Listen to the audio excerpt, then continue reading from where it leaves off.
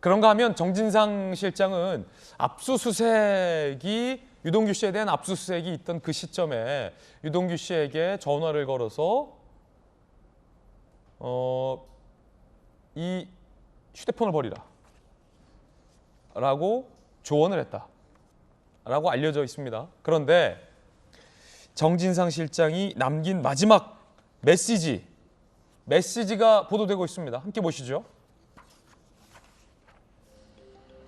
압수수색 전날에서 당일 아침까지 절차절명의 순간이에요. 절차절명의 텔레그램과 아이폰 페이스타임으로 11차례 통화를 시도했었다. 그런데 수신이 안 됐다. 그러자 안 좋은 마음 먹지 말고 통화하자 동규야라고 정진상 실장이 유동규 씨에게 메시지를 보냈다라는 겁니다.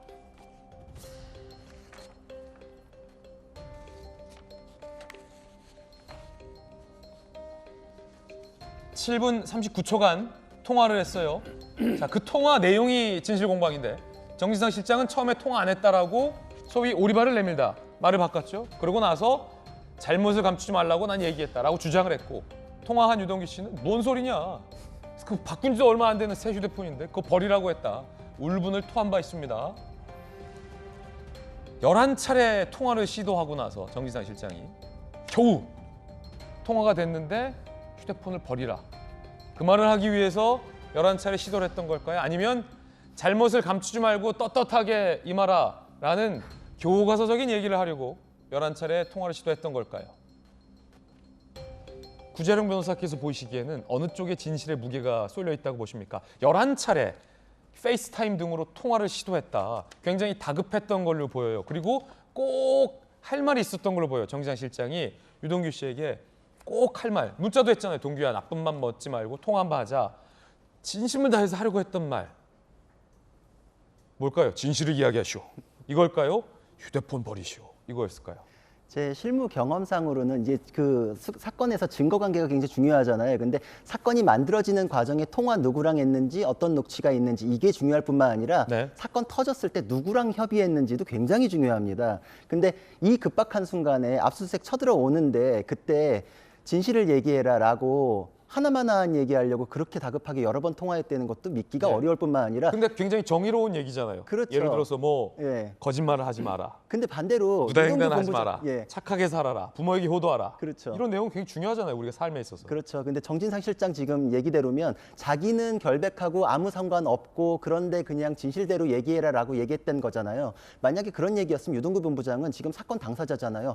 바빠 죽겠는데 무슨 소리야. 나 협의하기 바빠. 끊어. 이랬을지 이런 통화하고 있을 시간이 없습니다. 그렇게 한가한 상황이 아니거든요. 그러니까 상식하고는 좀 맞지 않기 때문에 지금 변호사를 찾든 내부자 가장 긴밀한 사람이랑 협의를 하든 정말 급박한 순간이거든요.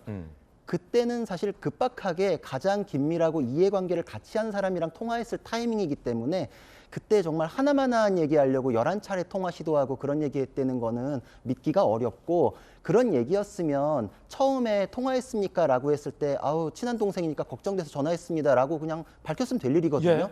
왜 끝내 통화한 사실도 그렇게 부정을 하려고 했을까? 아하. 라는 거하고도 충돌되기 때문에 신빙성에서는 이미 타격을 입은 상태다 이렇게 생각이 됩니다. 왜냐하면 정진상 씨 주장에 따르면 유동규와는 돈 한 푼도 얽혀 있지 않은 사이이고 대장동과도 관련 없는 사람인데, 아무 사이 아닌데 하필 압수수색 당하는 그 시점에 11차례 시도를 했고 통화를 했다는 거죠. 그리고 나서 아무 사이도 아닌 분이 전화 걸어서 거짓말하지 마시오, 떳떳하고 당당하게 임하시오 라는 이야기를 했을 가능성은 없어 보인다는 게 구재룡 변호사의 개인적인 의견입니다. 박용진 의원님, 정진상 실장이 지금 당에서 당직을 맡고 있잖아요. 대표실에. 네. 정의로운 분입니까? 옆에서 보시기에. 옆에서 본 적이 없어서. 당대표 그 실에 계시는데 못 보셨어요? 저뿐만이 아니라 보도된 걸 보니까 많은 분들이 그 네. 실제 뭐 그 정진상 부실장 예. 이제 본 적이 없다고 보도가 됐더라고요. 아, 그래요? 출근 안 하십니까? 한데요. 근데 못 보셨어요? 그 제가 어떻게 합니까? 아, 그렇군요. 왜냐하면 네네네. 대표실에 그 여러 명이 근무를 하고 또 그 주로 이제 최고위원회라든지 주요 당직자 회의라든지 이런 것들이 열리면 관련된 당직자들이 모여서 회의를 하기 때문인데요.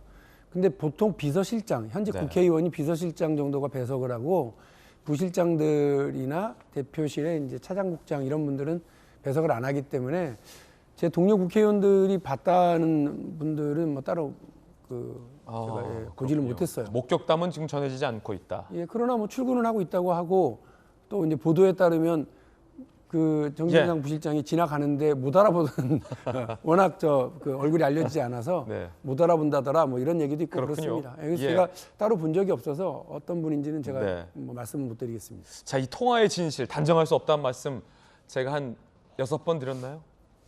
단정할 수 없습니다. 7번 채웠습니다. 지난해 10월 국감을 한번 거슬러 올라가 볼게요. 이재명 대표가 유동규 씨와는 측근도 아니고 잘 아는 사이도 아닌데 압수수색 당시의 전후 상황을 자세히 알고 있는 겁니다.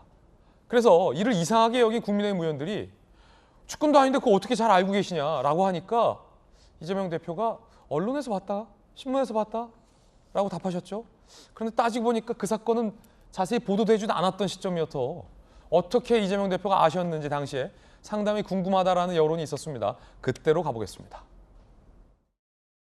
압수수색될 때 또는 체포될 때 내가 이렇게 이런 상황이다 해가지고 뭐 전화하신 건 없다면서요? 통화 안 하셨다 그러셨죠? 이 친구하고 통화한 예가 최근에 전혀 없습니다. 제가 들은 바로는 작년부터 이혼 문제 때문에 집안이 너무 문제가 있다고 그래서 압수수색 당시에 자살한다고 약을 먹었다고 해요. 그래서 뭐 침대에 들어 누워 있었다 뭐 이런 보도가 있던데 그걸 제가 한번 들어보니까 자살한다고 약을 네, 먹었다는 정리해 그런 얘기는 주십시오. 들었지만 유동규가 약을 먹고 누워 있었다. 그렇게 본인밖에 알 수 없는 상황을 어떻게 이렇게 잘 아세요? 정진상 실장님이 보고해 준 겁니까? 그 우리하고 전혀 인연 없는 사람이 아닌데 하여튼 제가 가까이 있는 사람들과 아는 사이 아니겠어요? 누가 그렇게 보고를 주셨어요? 잘 기억이 안 납니다.